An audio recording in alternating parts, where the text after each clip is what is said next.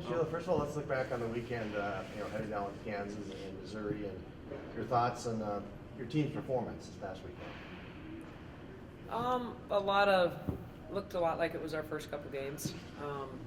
Our transition defense the first night is really what killed us. Our half-court defense was pretty good. Our communication was pretty good. And then we jumped out early, and then we just really struggled to score after that, and then really got killed in transition defense. And it was really evident when we went back and watched film that night, and I think they all recognized things and realized we're not sprinting and we're not seeing ball on our way down. And we did a much better job the second night. What really hurt us the next night is honestly our turnovers that led to easy baskets. We scored enough points. We scored 75 points and shot 50% from the field. That's enough to win a game.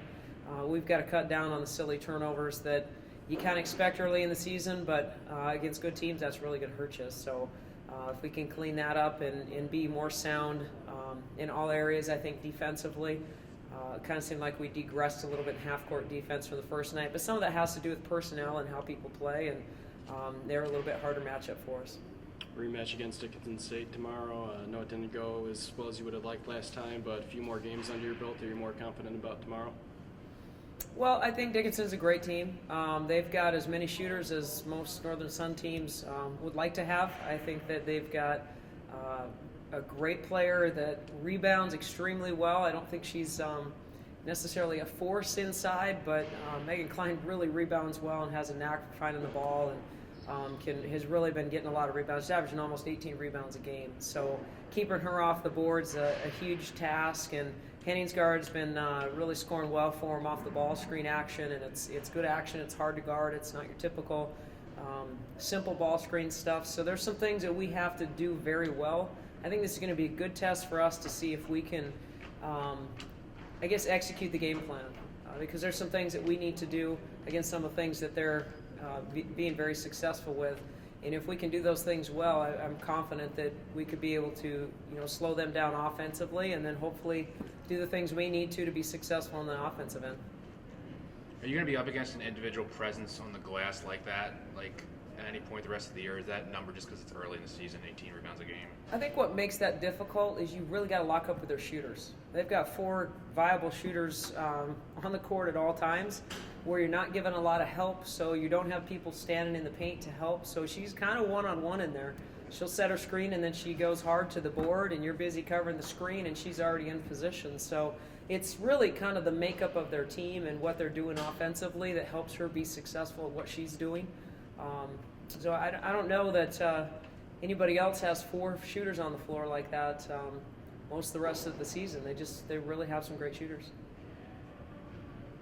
How about rekindling more of these, let's call it DAC week here, some of the former DAC teams that we play in the old conference. It's kind of fun to play against those type of teams in that situation. I mean, just, that conference situation.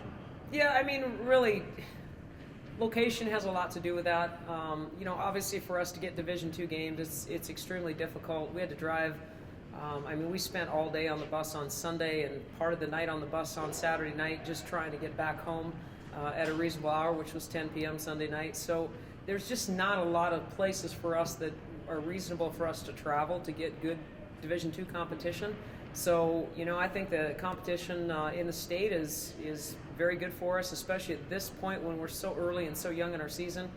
Jamestown comes in here Sunday. They'll have 9 games under their belt at that point, and Dickinson, I think they have 6. So it's just we're just so young, and we're learning as we go.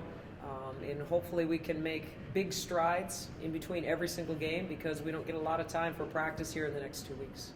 A lot of newcomers, a lot of young players. How many games do you think it's going to take before you start seeing some cohesion and, chemistry with them on the court? Well, I think we improved from one game to the next last weekend. I think this is a great group. I think they're all really eager to learn, and they all want to win, and they try to do the right things. And so I think them understanding what we're trying to accomplish, maybe offensively. Our transition offense was a mess. We're all running to the same spot. We cleaned that up. I think that's gotten better. So just little by little, I think that when they start getting a better understanding of what we're trying to accomplish, and that comes from seeing it on game film, understanding what mistakes we made and how to correct those, The good thing is I think we have a very smart team, and we'll see. We'll see if we can make those adjustments on the fly, and if we improve from one game to the next. So I don't know if I can put a number on the number of games it's going to take, because sometimes that has to do with the mentality of your team, and I really like our team and where we're at right now.